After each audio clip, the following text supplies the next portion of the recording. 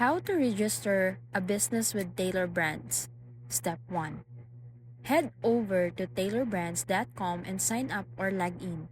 Once you're on dashboard, click Start an LLC or register your business depending on your location. Step 2. Enter the name you want for your business. Tailor Brands will check availability in your state. If it's taken, they'll suggest alternatives or let you adjust it until it's approved. Step 3.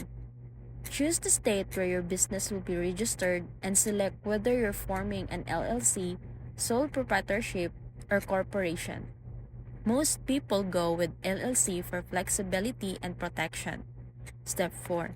Now, fill in your personal and business information like your name, address, and business purpose. Tailor Brands also let you add extra like EIN, registered agent service, and operating agreements, depending on what you need.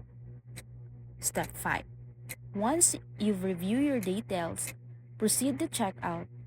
Tailor Brands will handle the filing process with your state. It usually takes a few business days to a couple of weeks, depending on your location. And that's it.